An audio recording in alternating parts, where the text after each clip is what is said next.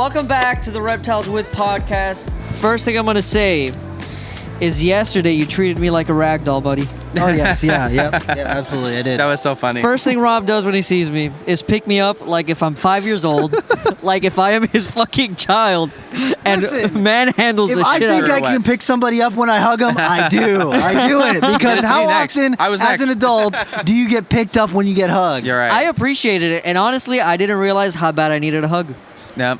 Hey, man. There you go. That's what it is. I felt great. It's after COVID, and everyone is being cautious and all that jazz. Yeah. Yep. It's good to actually get back in person. Yep. And shake some hands. Let's go, dude. Yeah.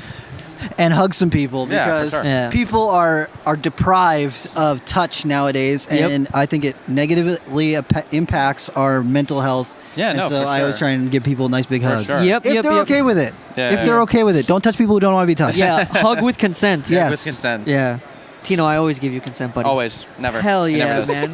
man. Well, Rob, tell me about your weekend. How's it going? You didn't get to come last year, right? No, last year I wasn't able to make it. My work schedule is crazy during the summertime. Okay. And last year I was in a lower position than I am this year. Okay. And so they were like, yeah, you're like one of our best workers. We can't really give you the week off. And I was like, well. That sucks. I was like, when I got hired, I told them, I was like, look, I only take one vacation a year, and it's to Daytona. And I'm going to take that time. And they're like, oh, yeah, it's fine. And then Jeez.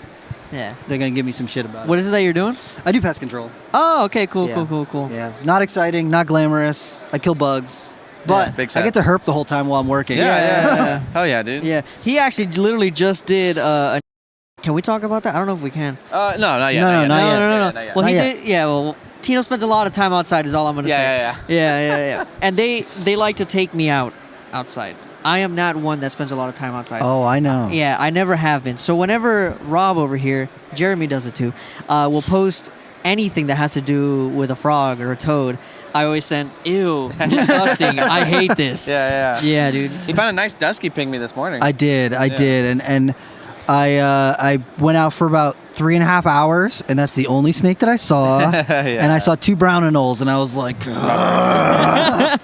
At night it should be better. At night we've been having some really, really warm nights. yes. It hasn't rained in like a week though, so Yeah, here it and could there, be here hit and or there. We'll miss. see. Yeah. You're going out tonight. Yeah, I'm going out tonight. Yeah, I'm going Okay. out tonight too. Yeah? So, we'll But see. I'm not missing the U.S. ARC auction. I'll be at the U.S. ARC auction, Okay. but I'm going to go out before then. Yeah. you're going to go before the auction. Yeah. Speaking of pygmies, before Yeah. we started, we were Rob and I talking about like different kinds of ailments that snakes face, like Nido and green sea pythons and all that stuff. Speaking of pygmies, I don't know if you know, I was with Gianna Palmisano with Slam doing a lot of the snake penostomes. Yeah. And dude, it's crazy stuff. You know, a lot of people think it came with the Burmese pythons, and because Burmese pythons have been with these parasites, doesn't really affect them Doesn't that affect them that much, But yeah. it is killing pygmies. Yeah. It is killing a lot of native snakes, banded waters and stuff. Yeah. And so it sucks. It's like a lot of the pet trades brought the Burmese pythons, and now it's fucking over more than just the Burmese pythons eating. Now it's an actual internal parasite fucking up internally. Yeah. And it Yeah. sucks. It sucks. Yeah. So, okay. This is something that we were talking about last night when we were trying to arrange our schedules, right? So I have here my business partners, which is my cousin and my brother-in-law. It's a family business, right? Oh, yeah. But they don't really like participate. Like ball pythons? No. They like that. They like that. But they don't really participate in the extra stuff? herping and Yeah. stuff like that. But we'll go to the auction and stuff like that. But obviously Tino, Eric, Chuck, they're very involved in this side of the stuff, and they want to go out. How do you experience this? The full breadth of the Daytona experience. The whole thing. Because the auction, after this show, people want to go herping. Yes. People want to do the auction. And then there's just nighttime Debauchery, the festivities. How would you best organize a Daytona experience? I mean, it really depends on how you want to do it, because I know there's a lot of people who come to Daytona just for like the captive side of things. And that's fine. Get your VIP pass, come on Friday. And get a chance to come in here when the vendors are setting up, get an early look at what's going to be available, scout out if there's something in particular that you're looking for. And then Friday night, people are hanging out usually over at the Hilton across the street, so go out in the back pool area or the gazebo or that sort of stuff. People are just always hanging out, having a good time. So Friday night, usually do that. those guys stay out really late, so I usually go to sleep. Last night I went to sleep at like 1, which is later than I was planning on going to sleep, but since I was planning on going herp in the morning. But honestly, it really depends what you want out of it. Because if you want to do herping, honestly, what I would do is try and get in some evening herping. 'Cause it seems like down here, evening herping's better than morning herping. If you're in Central Florida lower. Yeah. And so, but you have to go to the show. VIP pass is great to get you in the day early, and then early entry during the days that it's running, and then do a little bit of herping, get some dinner, and then hit the US ARC auction Saturday night. Sunday's the chill day, so you can kind of do whatever you want. So if you want more of the expo, you come early, check out the expo all day. Caitlin! What's good? I'll get you around. And I haven't seen her in like years. Yeah. That's one of my friends. She used to live in Rhode Island, and she lives down in Florida now. Hell yeah. Everybody's moving to Florida. Yeah. Not me, though. They banned scrubs. I can't move to Florida. Yeah. I think the last time we were talking, when like 2-3 Daytonas ago, I told you I'd never seen a scrub in my life. There's a Malukan over in the other room and a Tannenbar. Oh, shit. Yeah. Where? Who has them? I don't know what their name is. Oh, okay. But I mean, You're good. Oh my gosh, what is the species? Barnags? Yeah, the Barnags. Yeah. Yeah. Well, now you won't see them because Florida banned them. It's crazy. I could come down here and get permits for king cobras and rattlesnakes and next all time sorts I of can stuff. tell you, be like, hey, But go no ahead and bring me one. scrubs. Yeah, Just right? bring one so I can see it. Yeah. Or you got to come herping in the Carolinas. I'll go up and, there. I was just in South Carolina. You in North or South? I'm in North. North Carolina? Yeah. So I need to find red pygmies. Have you found red pygmies? I'll show you some pictures. I know. I need to dude. find some red pygmies, dude. Dude, I went out a couple weeks ago. One of my buddies has got all the spots when it comes to red pygmies, and we saw 8. Yeah, Nice, dude. Gorgeous. That is so pretty. You can just swipe through there. Yeah, I think it's that way, maybe. This way? Yep. Yeah. That's a picture of your pee-pee. No. I mean, Copperhead, nice. it's pretty. Yeah. Oh, that's so cool, So bro. pretty. Right? And it's crazy because cameras have a really hard time picking up red Yes. pigments. Yes. And so it looks red in the picture, Yeah. so you know that it's really red in person. No, keep going. Keep going the other way up. Yeah. And so that was my first time seeing nice cane. red pygmies. Yeah, that cane was An ridiculous, impeccable dude. Yeah. Hell yeah, dude. That looks sick as hell. Yep. It was so when we first got there, right?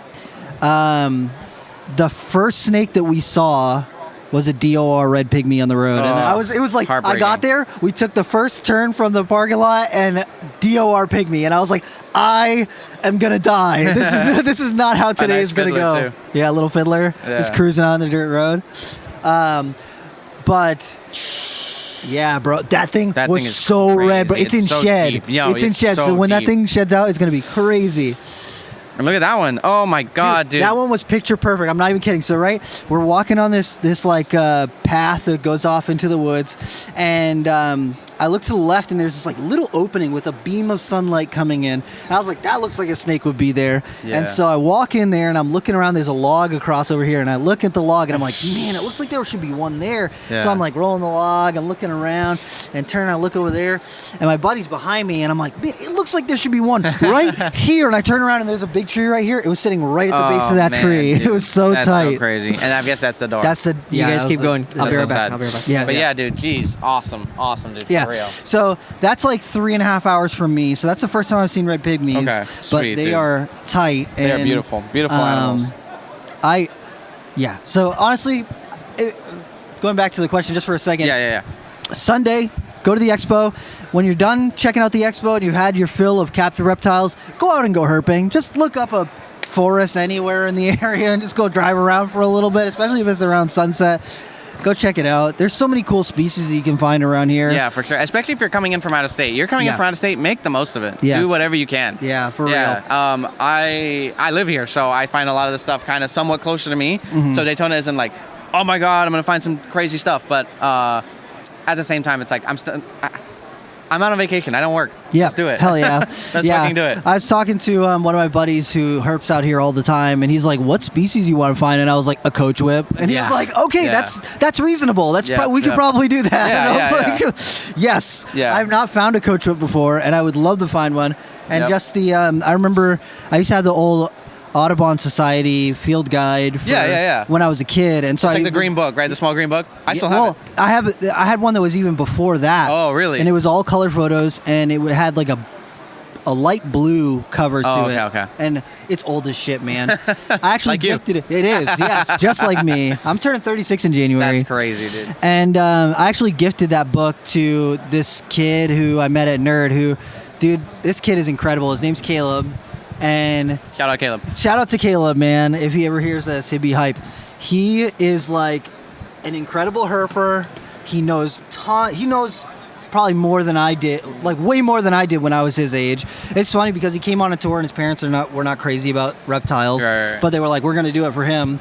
And I pull out the alligator snapping turtle. He's like, an alligator snapping turtle. And I was like, yes, that is correct. an alligator snapping turtle. He's like, they have a lure on the bottom of their mouth that they use So to catch cool. fish. And I was like, cool. yes. And I was like, how correct, old are you, dude. dude? He's like, they're like, oh yeah, he's like 6 years old. And I was like, are you kidding me right now? It's so nice to see younger kids into this stuff. Dude, you know? it's so It is cool. really nice. And so I gifted him that. But when I was a kid, what I would do is in that book, I would go through and any of the species that I found, I would check them off, which like was not a lot because in New England there's like 6 species or 8 species of snakes or whatever. And I remember looking at the picture of the coach whip and they just had like the size on there, and I was like, dude, these are one of the longest, the longest snake in the U.S. Yep, fastest snake in the U.S. I need to find it. I gotta find it. So nice. I have not found one yet, and you know what? That's on my list. I'm gonna say something controversial. Tino a never. lot of people want to find mud snakes, and for me, a nice mud snake, yes, beautiful They're cool. animal. They get a decent size, but people lose their shit over a mud snake. I'm like, it is not that big a deal. For me, like I would much rather find coke strips, pygmy rattles, EDBs, but people are like, oh my god, mud snakes, I'm losing my brains over it. I haven't found a mud snake yet either, and my girlfriend Kristen, her like dream snake, her lifer is rainbow snakes. And so they're like sporadic kind of in North Carolina on the coastal area, but they're not easy to find. So that's like one of the things that we're trying to target this year. If you're down to go to South Carolina, I know a place. Oh, hell yeah. I know a place. Oh, hell yeah. I have a question for both of you on this topic exactly. What is it that it does for you when you see the animal? What is it that you're like, I want this? Why? Have you ever done cocaine? No. No. The answer is no. I will say, I don't know if Rob feels the same way, but it is something that is like an adrenaline rush. It is like a dopamine flood. It is like, wow, I came, especially when it's a species you were targeting. It's like, I came to do the thing and I did the thing and it's right there. And it is just a dopamine rush. It really is. It's like, wow, this is what I wanted to do. And I did it. I think that when it comes to that question, what you have to understand in my opinion, is that certain things in our body bring up an automatic response, like an evolutionary response. I think that snakes is one of those things because people usually have a very visceral reaction to snakes. Not a lot of people that see a snake and then they're like, oh, there's a snake there, and then they just go off. It's usually like scared, excitement, something like that. But when you look at what happens in your body when you see something like that, it's a lot of the same things. So like when people say that they're terrified of snakes, I'm like, okay, think about when you are on a roller coaster and you're excited or like you're enjoying yourself, right? But what happens? Your heart rate starts going, you start sweating a little bit, your pupils dilate, your heightened attention, your ears get better. Same thing that happens when you're scared happens when you're excited. And so if you can get that to like reframe for people and think, okay, well, my body's having a response right now, but what is this response? What does it actually mean? I think that when you look at it, we get excited. We see that, okay, I'm not in danger right now, so I can enjoy it. Where people who are afraid and are having that visceral fear response, what is happening is they think that they could potentially be in danger. For sure. And they're having that response, and their body doesn't know how to interpret it. So... I'm going to say it's the hunt too. Yes. It's the actively looking for a thing. And finding something. Yeah. It's like Pokemon, man. I'm like, I was going to say Minecraft. Dude, when see you're something doing Minecraft shiny, and you find diamonds. Rare, hell yeah. Yep. So, I don't know if there's a snake that's done that for me. I got really excited when I saw striped mud turtles. Oh, hell yeah. Because I love my turtles. Have you seen terrapins in the wild yet? No, dude. Okay, so this is the thing. This is my problem. I'm like, is it that I'm more like... maybe it's a like specific animal that I need to get that reaction from. I think if you saw a shingleback, I think you'd shit your pants. And that's another thing is like if I was in Australia looking for this shit. So it's like sometimes I get the imposter syndrome. Sometimes I'm like, maybe I'm just not this guy. And then I'll see when I go out with you guys and I'm like, Chuck's mad excited. Tino's mad excited. Am I just fake here, dude? Well, here, how about this? Do you like ice cream cake? Yeah. I don't like ice cream cake. Okay. And so when I see you and you get an ice cream cake and you're like, oh shit, I fucking love this shit. And I'm like, ugh, it's a dessert, all right. It's like, does that mean that I don't like dessert? No, it's just like it's not the right dessert for me. I will say also, like, unless you're super passionate about all reptiles, which I doubt many people are. I think everybody has their specifics. Yeah.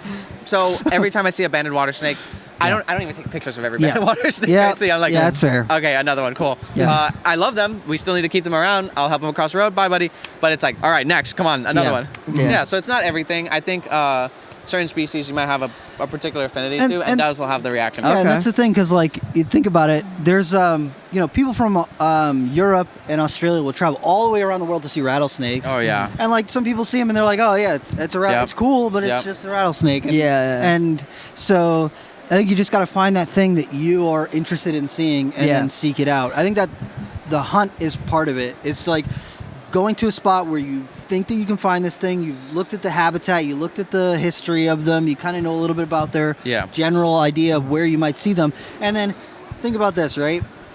It's the butterfly effect, basically. Yeah. You stop to take a piss before you go down this dirt road, and you just so happen to go at the exact moment where there's like, how long does it take a snake to go across a road? A minute, maybe.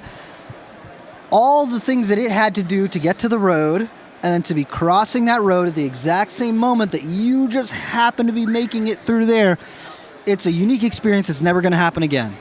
Okay. Yeah. Ever. Yeah, for sure. For sure. You definitely appreciate those special moments. There's I think also too, it's like if you don't have an appreciation for multiple things, then it makes it harder. Yeah. I know people that like literally they will only want to see go snakes, out to look for rainbow snakes, and that's all they want. And if they don't find it, their whole day's ruined. Yeah, But for us, okay, listen. You look at the rock, you find a crab, fire, take a picture with a crab. So cool. Yeah. Or even when I was in South Carolina, some of the guys we went with, they're very, very into carnivorous plants, which was sick. Dude. We stopped because they saw some picture plants on the side of the road. We're like, we're going out and taking pictures. Is that okay? And I'm like, yes, let's do it. Yeah. You appreciate more. Yeah, I like the camaraderie a lot. Yes. That I do like. And I don't know if that's because of my history doing music, that I'm like, I love being with just like a bunch of your friends and you're out hype, here. having a good time. Yeah. So that I do appreciate a lot, man. I think that also what it comes down to is, it's one of those things like, if you don't know, you don't know. Yeah. When I was in the other room, I was just talking to Craig Trumbauer about this.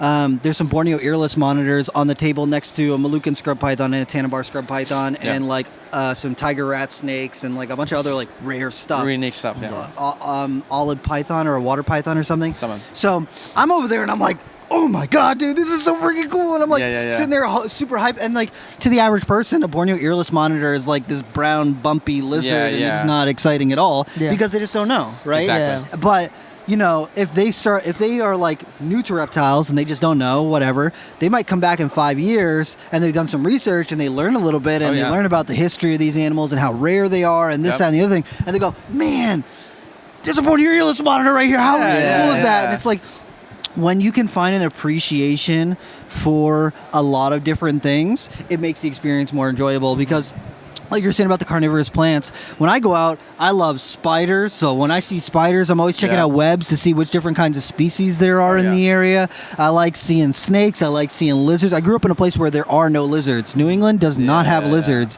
And so every time I see a skink or an anole or whatever, I'm hyped. I'm like, dude, this is so freaking cool. You can just walk outside and find a lizard. This is and like for people who live in Florida, you don't even see them anymore. They're just fucking there. It's like you go on the outside of 7-Eleven and there's like a Mediterranean gecko and a freaking brown anole chilling right on the side. But so for me, I've got this wide appreciation of a whole lot of different things, and so it makes it more enjoyable for me. Like I was saying this morning, I didn't really see a whole lot, but I still saw a few different cool spiders. I still got to see the pygmy rattlesnake and the brown anoles and everything. So it's like, I think that I am one of those types. I'm one of those people who I want to squeeze out every experience I can out of life. Okay. And we're only here for such a short amount of time. Mm-hmm. Exactly. Such a short amount of time. Yep. When was like? Well, you were in a band, right? Yeah. How long does it feel like it, Bro. I think about that all the time. I think it was this year or last year was the 10-year reunion of our first record, and I feel like I went on my last tour, dude, not that long ago, maybe a couple years ago. Yeah. And one of my buddies, he posted actually on Facebook like a memory in 2013 that he's like, yeah, I was on, I did a tour with Twisted and Jelly Roll, and look at Jelly Roll when he first started. And the tour that was right after that was the tour that I went on with Twisted. Damn. And I was like, that's fucking crazy that it was that long ago. And then you can see just Jelly Roll's like history and where he is now. And I'm like, it's so crazy that all of this just happened. Yeah. It happened. Yeah, dude. Yeah. And I think about it like with you, like being present, being in the moment and stuff like that. And I'm like, I wish I could go back and be more present. Yes. Because when and that's a lesson that I learned from that. It's just like, you have to take in these experiences. While it's happening, because people don't think about it. Like, I get, when I'm in my everyday life, people usually don't recognize me, and that's great. That's awesome. Yeah. When I come to an expo like this, there's some people who like are younger and they're really into YouTube, and so when I was at Nerd for 5 years and I made a lot of videos with them, and so people will be like, "Oh my God, it's right!" And like, while I was there, I'm like, "Oh yeah, let me record this video real quick. I'll go do this next goal about my business," and I'm not really thinking about it. And then there's certain people who are like, "Man, I got into Crebos because I saw your venomous handling video. I like non-venomous snakes you can hold to learn how to work with other, more dangerous snakes. And I saw the Crebos and I just fell in love with them, and that's my passion now." And I'm like, so freaking cool, man, because I was just like, okay, what snake is gonna try and bite me? Just do a quick little video with this, and dude. In the moment it's hard to appreciate, and so for a lot of us, just being able to, when you have an experience, try to soak it up, and that's why I take pictures of almost everything, because I'm like, I might forget, but then when I see that picture, I'm gonna be like, oh, I remember, dude, I went out the whole morning. I woke up at 6 o'clock in the morning. I went and did this thing. I went, field cruise this thing. I was listening to this podcast, and then I'm like, okay, I'm gonna do one more pass. And on my way out, I found this pygmy, and I was like, okay, I can go. I can go back to the expo. I can get ready, go get some breakfast and everything. And it's like, it's the little things like that. It's easy to forget little bits and pieces, but if you're, trying to set yourself in it and then take pictures and video and all that jazz. Yeah, for sure. Hell yeah, dude. Yeah. It helps. Talking about podcasts, you mentioned podcasts. Yes. What's up with the Reptile Talk podcast? We have been on hiatus because Jeremy and I have just been really busy. Okay. Summertime is so freaking... I've been doing 13-hour days at my work every day, man. Almost. So that's why I have not even... Is that Chad Brown, bro? Yeah. Oh my God, I've not met Chad yet. Go say hi to him. Chad! He doesn't know me, but that's okay, dude.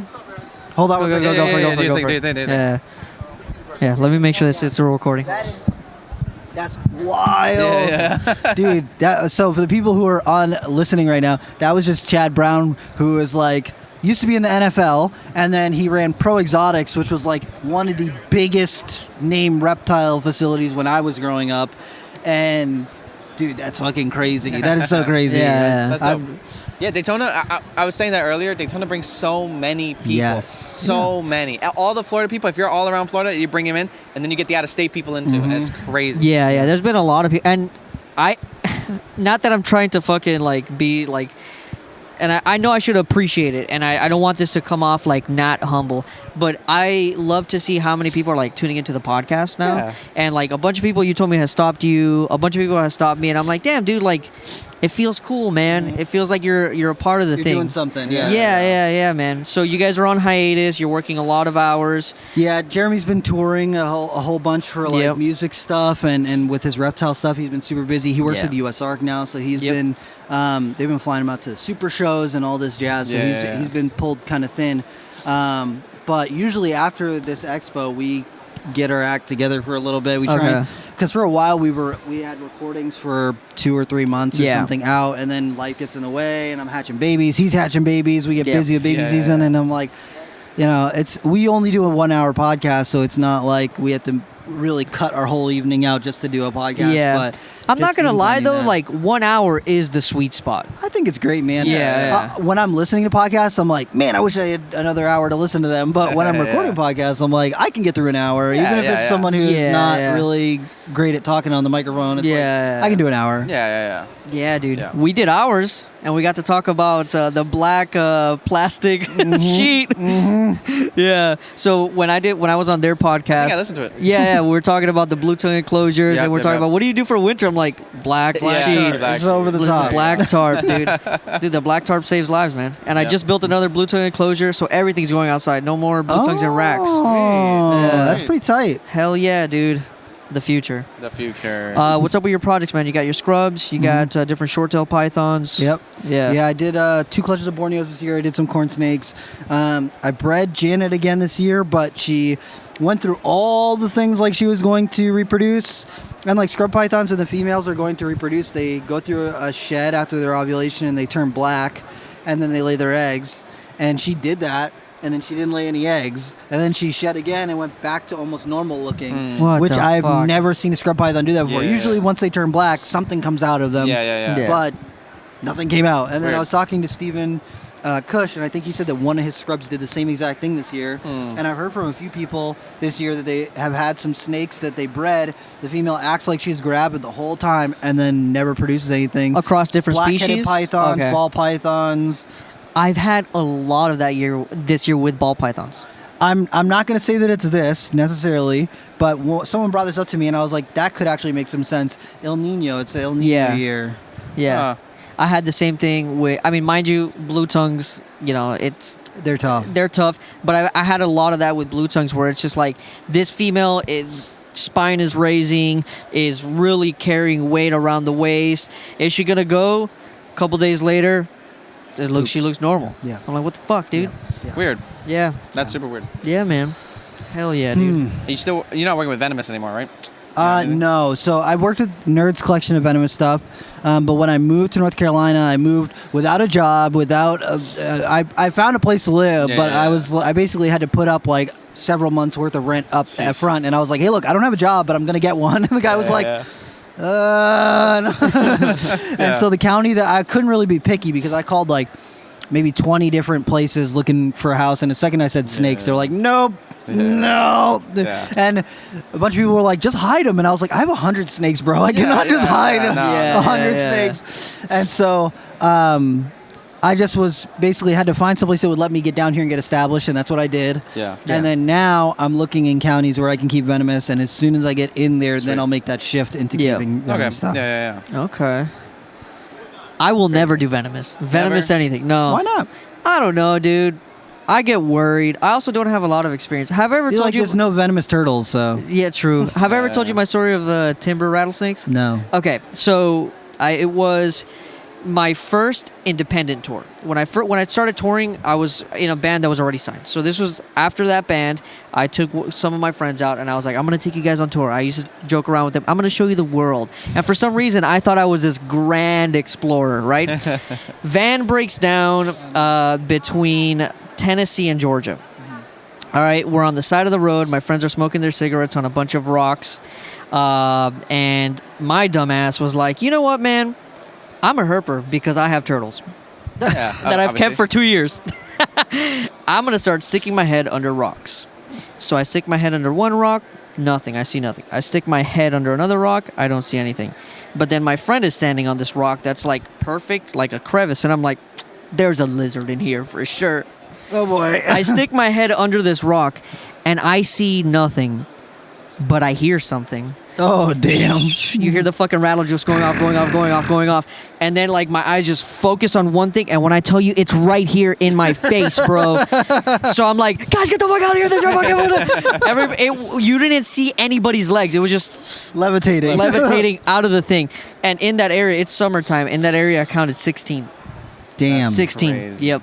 And maybe that's why I don't really. That's why I don't consider myself a herper. I think that was a fantastic experience. That was crazy. That's a great day for you guys. Yeah. Well, here's the deal. You'll be able to tell your grandkids. You'll be like, I came face to face with a rattlesnake. Can any of your other family members say that? Yeah, no, it was definitely some shit, dude. But yeah, I think from that experience, I gained a lot of respect for those animals. And also, like, I always have my. always have my like niece over my house, and God forbid anything gets out. I know that like a lot of people are very responsible, and a lot of people do the locks and everything, and I'm just like, dude, I just personally cannot take the risk. That's fair. Yeah. So here's the deal.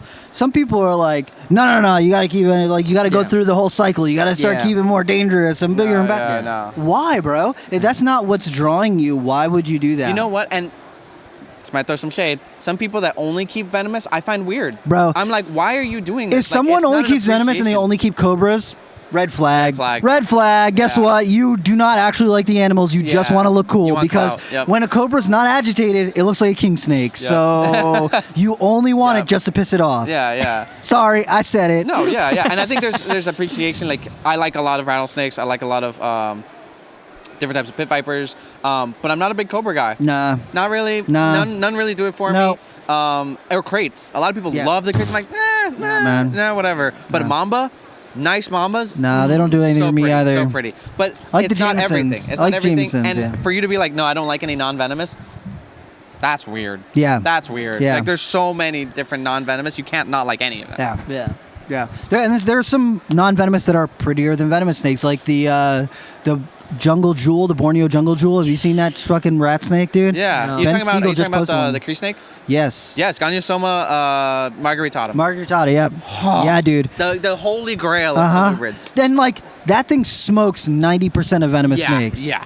Sorry to say it. They're teal and bright yellow, and they got bands down their body. They're blacks underneath. They're incredible. They're phenomenal. And for someone to be like, oh no, like I only like venomous snakes, I'm like, okay, get the fuck out of here. Apparently, you're just too cool, right? Yeah. I'm gonna make this its own episode. Usually, I put this in the Daytona episode. You can put it in the Daytona. I don't need to be. I'm not that self-important that I need my own No, you episode. are super fucking important. We I'm gonna make were this just talking about how you inspired so many children on YouTube. Yeah, I guess. You are the god of these children. Look at you, buddy. I hope not.